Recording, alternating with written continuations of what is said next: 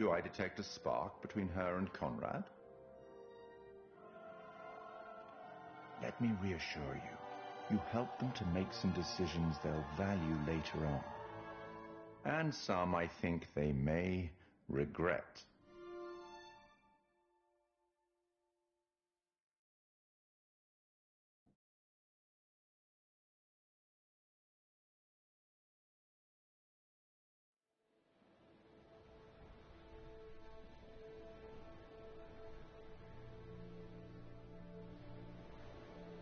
How well preserved was the plane?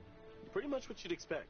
Brad, it was insane. It was like traveling through time. No shit. Well, it was like traveling through time and accidentally ending up in a dimension where the past is underwater and like everything is covered in barnacles and sharks. Sharks? It was a great reef. Ah. Hey, I thought it was pretty intense. Wasn't Conrad gonna get us some more beers after he helped Fliss? Maybe he decided, hey, I'll drink some, and then he got drunk. And since he was drunk, he forgot to bring it to us. And he just kept on drinking, and he drank all of it. Sounds like you've had some experience with this kind of phenomenon. Yeah, I've been studying it for years. I'll go look for him. Oh, we found a bullet lodged in the plane. Huh. I left it below deck if you want to check it out.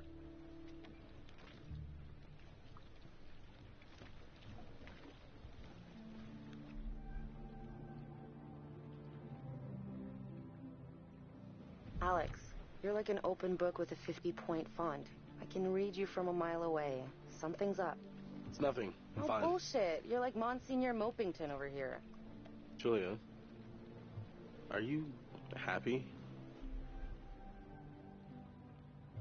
I mean, yeah, kinda. I think so. You think so? Or you know so? Is everything okay with us?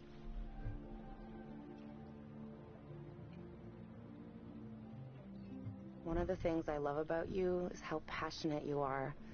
But, Alex, you really, really have to quit being so sensitive and stop worrying about everything. Every relationship has rough patches. We just gotta talk about it. I guess I've just been worrying about things a lot lately. About us.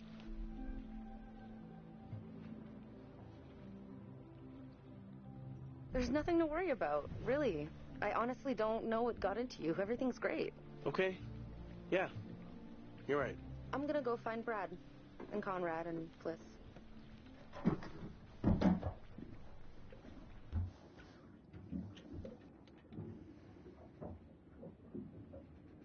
Ahem.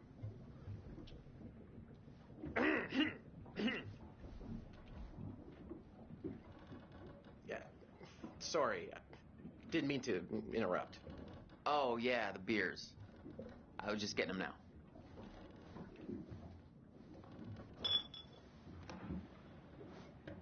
What is going on down here? Nothing to worry about, sis. Just getting them beers.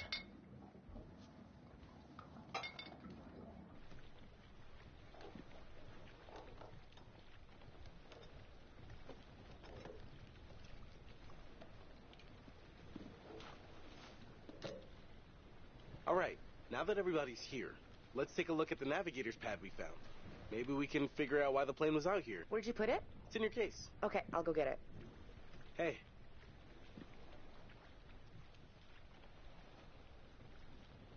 You got the nav pad, Dive Master J? Oh, no, not yet. You all right? You seem kind of preoccupied. Nah, I'm good. Sorry. Didn't realize I was spacing out. How do you think the date went? Other than our little tete-a-tete with the locals, pretty good.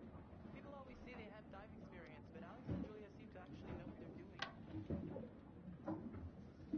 So, we're going again tomorrow?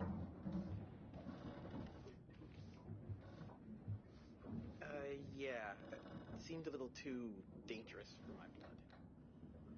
Relax, Brad. How many times do I have to tell you not to be such a wuss? I'm gonna go find Julia.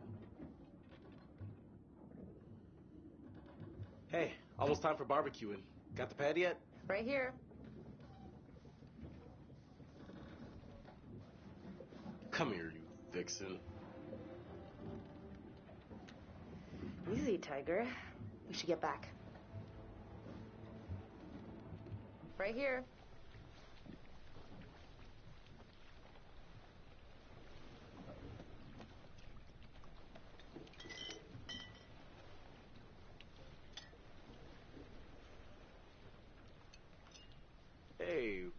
there, sailor.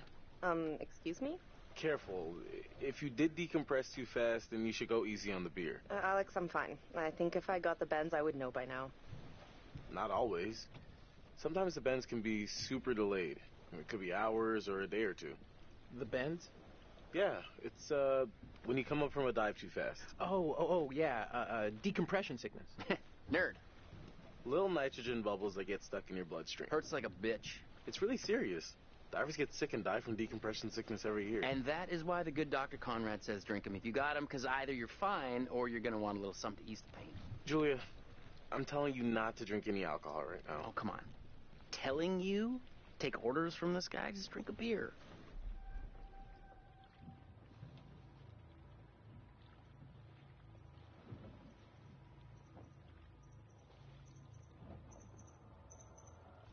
Maybe I'll stick to H2O. Don't want to push my luck. All right, everyone. Check it out. Manchurian gold. Who wants to find some sunken treasure? So what do you think, Captain? Coordinates? Those are coordinates, all right. Maybe the plane's destination? You think we could get there by tomorrow? It takes a couple hours if the weather stays steady. Wow. You find anything else? There was a flight plan on board that seemed to indicate it was a rescue plane. Yeah, that makes sense. After the war, they turned long-range bombers into rescue planes. And then this plane must have been shot down because it was riddled with bullet holes. I found one lodged in the fuselage. Huh. And it was full of life rafts. Must have gotten shot down before they could deliver all the rafts. There was only one missing. From the photos Alex took, you can see the flight badge on one of the corpses. That means the crew was from Conwin Island, smack dab in the middle of the Pacific Theater. Called it. Reckless, all of you.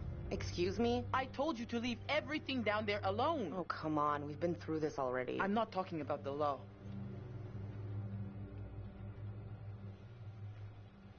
No, hey, they were respectful. No, you did whatever you wanted. Whatever you took, it was too much. Oh, come on. No one knows we've even been down there. And I don't think ghosts can talk. You Americans are all the same, huh? No respect for anyone else's traditions. You should have never gone down to that plane in the first place. It's bad luck. You think you can scavenge down there and it makes no difference, but every single thing you bring back has an essence. It's like a ghost you invite to the surface. Here we go. Huh. I never thought about it like that. You never think about much of anything. Well, maybe I never heard about such cool ghost stories. They're not cool ghost stories. Not like for fun.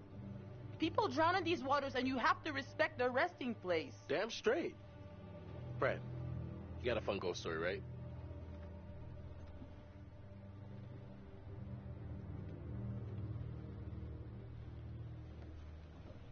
Yeah, I heard a story. Happened right around here, too. Let's hear it. We could all use a good show.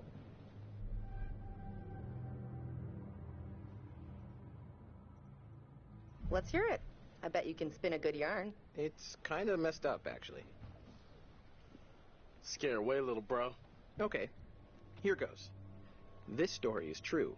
It had happened right near here, in an old lighthouse. Classic setup. Wait, true story? Where'd you hear this?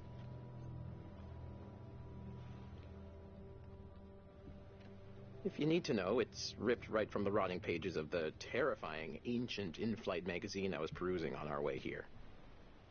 The lighthouse stood atop an atoll, isolated from the rest of the world, a lone beacon in the night, a sailor's respite.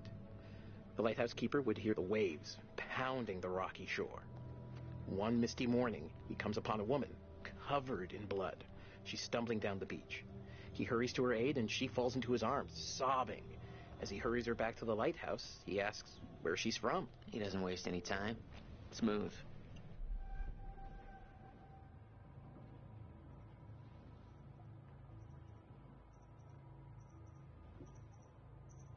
He of the one-track mind. The woman answers, I live here, in the lighthouse. My parents are upstairs right now. Twist. Of course, the lighthouse keeper says, that isn't so. Of course, he's lived there alone for years. And the woman becomes hysterical and insists her parents are upstairs. So, they go to the top of the lighthouse, and there, splayed out on the floor, is a man and a woman brutally murdered with an axe. Always an axe. I mean, do people even use axes anymore?